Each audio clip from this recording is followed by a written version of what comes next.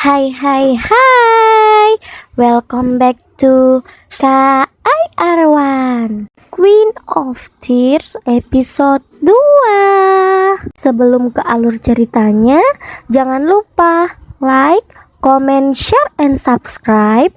Dan yang paling penting, jangan lupa bahagia. Selamat menonton.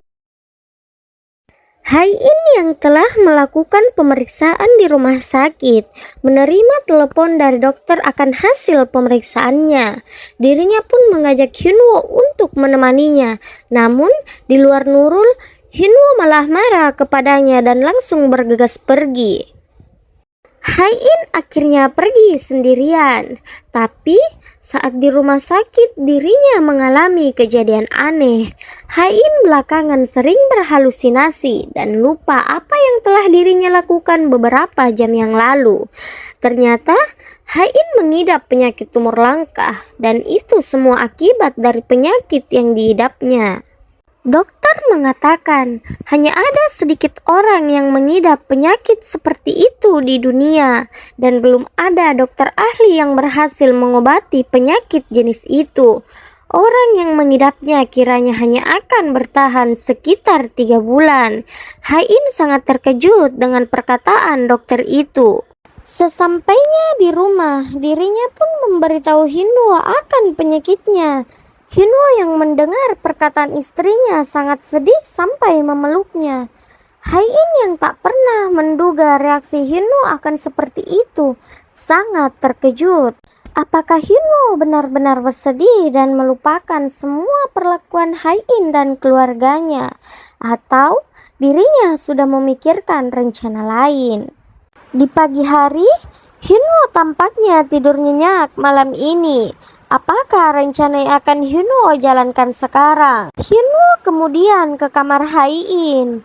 Namun, dirinya terkejut melihat Hain yang tak pernah bangun kesiangan, kini masih tertidur.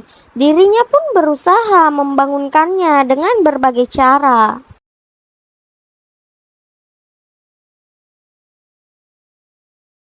Kini, dirinya akan mengecek detak jantung Hain. Namun yang terjadi,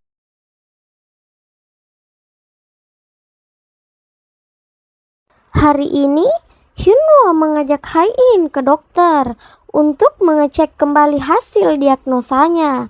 Saat di perjalanan, Hain memerintahkan Hyunwoo agar tidak memberitahu siapapun akan penyakitnya, termasuk keluarganya.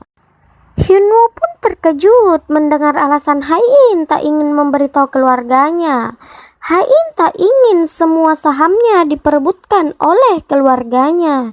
Ditambah dirinya sedang berjuang untuk mendapatkan saham lebih banyak yang sedikit lagi akan tercapai.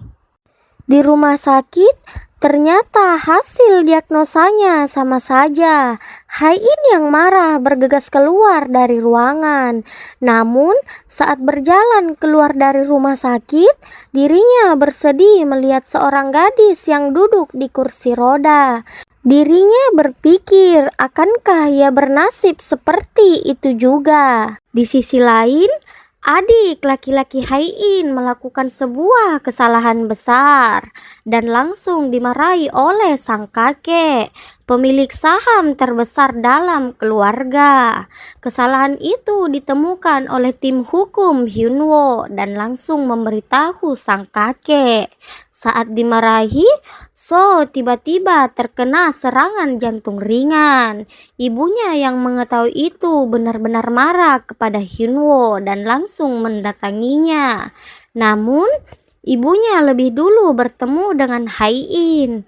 Hain yang berniat ingin memberitahu ibunya akan penyakitnya malah mendapat respon yang tidak baik. Tampak sang ibu hanya memihak ke anak laki-lakinya. Hain sangat sedih akan perlakuan ibunya yang seperti tak mempedulikannya.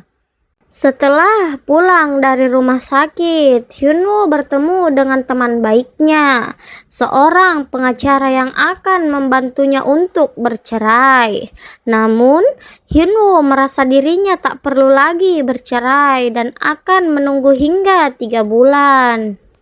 Dirinya akan berpisah dan meninggalkan keluarga Hai-in dengan perasaan yang aman. Temannya sangat heran dengan perkataan Hyunwoo. Dirinya pun memberitahu tentang penyakit Hai-in dan umurnya tersisa 3 bulan. Mendengar itu, temannya menyarankan agar Hyunwoo memperlakukan Hai-in dengan baik, agar semua saham yang Hai-in miliki diberikan kepadanya. Hyunwoo tampak kesal kepada temannya dan mengatakan dirinya tak mata duitan, tapi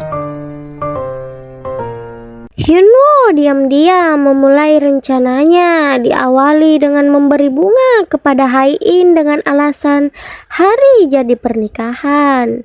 Hai-in tampak terkejut melihat Hyunwoo melakukan itu. Kelakuan Hyunwoo berikutnya, mereka yang selalu duduk berjauhan saat makan, kini Hyunwoo duduk di samping Hai-in dan mengupaskan udang untuknya. Tak hanya Hai-in, semua pembantu yang ada di rumah juga terkejut melihat adegan itu. Di kantor, saat Hyunwoo sedang rapat bersama ayah mertua, So Hai-in dan rekan kerja yang lainnya. Saat dirinya sedang melakukan presentasi, Hai-in yang minum tiba-tiba tersedak. Hyunwoo panik dan langsung menghampiri Hai-in. Semua orang di dalam ruangan tampak kaget melihat keakuran mereka berdua setelah beberapa tahun tak pernah terlihat damai. Hari kerja telah usai. Hai-in yang sedang menunggu supir ditemani oleh asistennya. Tiba-tiba Hyunwoo datang memakaikan Hai-in jasnya. Asisten Hai-in yang sudah seperti teman baiknya merasa sangat aneh melihat kelakuan Hyunwoo seperti itu. Makan malam, ibu Hai-in masih saja merasa marah. Kini dirinya mempermasalahkan dan mengajukan gugatan akan pasaraya yang Hai-in bangun di tanahnya. Hai-in benar-benar marah akan kelakuan ibunya.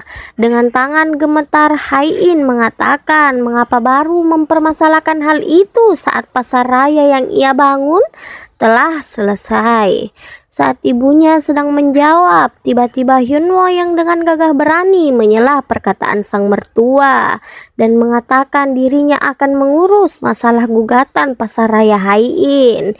Hyunwoo kemudian memegang tangan Hai-in dan pamit dari makan malam itu. Saat di lift, Hai-in tampak kesal akan kelakuan Hyunwoo yang sangat berubah. Menurutnya itu bisa membuat keluarganya merasa curiga akan keadaannya. Dirinya pun memerintahkan Hyunwoo untuk bersikap seperti biasa. Saat ibu dan ayah Hai-in berjalan keluar mencari udara segar, ayahnya membahas akan perlakuan istrinya kepada anaknya. Namun, istrinya benar-benar tak suka kepada anak perempuannya itu. Beberapa tahun silam, kakak Hai-in meninggal karena menyelamatkan Hai-in. Kematian anak laki-laki pertamanya membuat sang ibu merasa terpukul hingga sekarang. Sepulang dari kantor, Hai-in melihat Hyunwoo tertidur di depan laptop, berniat ingin membangunkannya. Namun, Hai-in melihat Hyunwoo mencari tahu akan kesembuhan penyakitnya. Tiba-tiba, Hyunwoo terbangun. Hai-in mengatakan awalnya curiga mengira Hyunwoo merasa senang dirinya sekarat dan memiliki motif yang tersembunyi. Makanya Hyunwoo bersikap baik kepadanya. Namun, kini Hai-in merasa Hyunwoo benar-benar cemas akan keadaannya.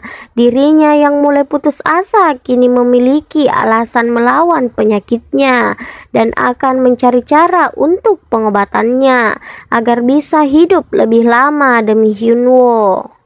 Mendengar perkataan Hai-in, Hyunwoo merasa tidak senang, namun dirinya harus tetap berpura-pura agar Hai-in percaya kepadanya.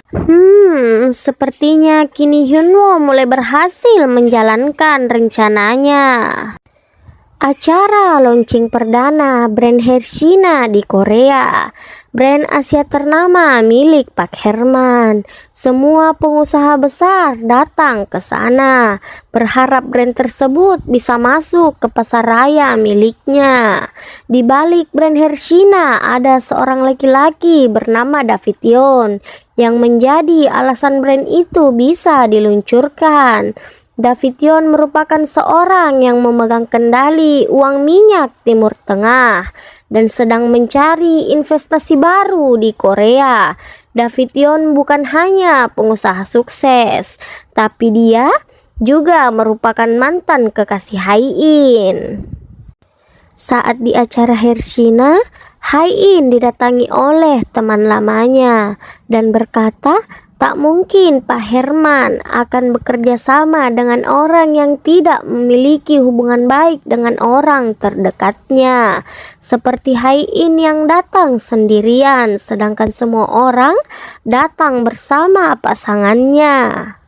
Hai-in yang kesal langsung ke toilet dan menelepon Hyunwoo, tapi dirinya sedang berada di pengadilan. Setelah menelepon, wanita itu juga ada di toilet. Sepertinya memang wanita itu tak suka pada Hai-in. Dia terus mengejek Hai-in, mengatakan Hai-in tak akur dengan suaminya dan akan segera bercerai. Saat berjalan keluar, wanita itu berkata seharusnya Hai-in menikah dengan Yeon saja agar Hershina lebih mudah masuk ke pasar raya miliknya, karena Yeon adalah tangan kanan dari Pak Herman. Wanita itu langsung memanggil Yeon dan mempertemukannya dengan Hai-in. Tak lama, Pak Herman berpamitan dengan para tamu karena ada urusan lain. Semua pengusaha bersama pasangannya mulai berjabat tangan, kecuali Hai-in yang hanya berdiri sendirian. Sempat terkena senggolan dan hampir terjatuh. Tiba-tiba Hyunwoo muncul memegangnya. Pak Herman tidak hanya berjabat tangan kepada Hai-in, tapi juga memuji Hyunwoo sangat tampan seperti model. Wanita itu mulai kesal melihat Hai-in, ditambah Hyunwoo sangat jauh lebih tampan dari pasangannya. Saat wanita itu minum dengan santai di meja bar, tiba-tiba Hai-in datang memesan minuman dan berkata dia tak mungkin berpaling melihat laki-laki lain karena suaminya begitu tampan. Hyunwoo yang sedang menunggu Hai-in mengambil minuman. Tiba-tiba Yeon datang mengajaknya mengobrol dan berkata Hai-in adalah mantannya. Hyunwoo awalnya tak begitu peduli, namun Yeon mengatakan apakah Hyunwoo benar-benar sayang kepada Hai-in atau ada maksud lain. Hyunwoo yang mendengar itu langsung terdiam. Tak lama, seseorang memanggil Yeon. Hyunwoo yang panik kemudian pergi ke toilet. Setelah keluar dari toilet, dirinya melihat Hai-in berbicara sambil tersenyum dengan mantannya itu. Lihatlah ekspresi Hyunwoo. Apakah kini dia benar-benar tak mencintai Hai-in? Di sisi lain, ibu Hai-in dan istri So juga membicarakan tentang pengusaha sukses Yeon. So juga berusaha bertemu dengan Yeon, namun itu sangat sulit. Hingga ibunya pun memanggil Hai-in dan meminta Hai-in mengundang Yeon di kegiatan berburu bersama keluarga. Awalnya Hai-in tak mau melakukan itu, namun ibunya berkata akan mencabut gugatan pasaraya Hai-in yang berdiri di tanahnya jika dia berhasil mengundang Yeon. Yeon ikut dalam kegiatan berburu tahun ini bersama semua anggota keluarga Hai-in. Namun terlihat Hyunwoo seperti tak nyaman dengan hadirnya Yeon. Setelah semuanya memegang senjatanya dan diberi arahan tentang jalur masing-masing, semua mulai bergegas untuk berburu. Berburu tahun ini sepertinya akan ada huru-hara. Asisten Ibu Haiin seperti memiliki sebuah rencana untuk mencelakai Haiin. Haiin yang terlalu bersemangat menyebabkan dirinya terpisah dari Hyunwoo saat ingin menembak mangsanya. Tiba-tiba penyakitnya kambuh. Haiin yang ketakutan berusaha sadar dari halusinasinya. Namun saat dirinya tersadar, babi hutan sudah ada di depannya. 나 어때요? 사랑해.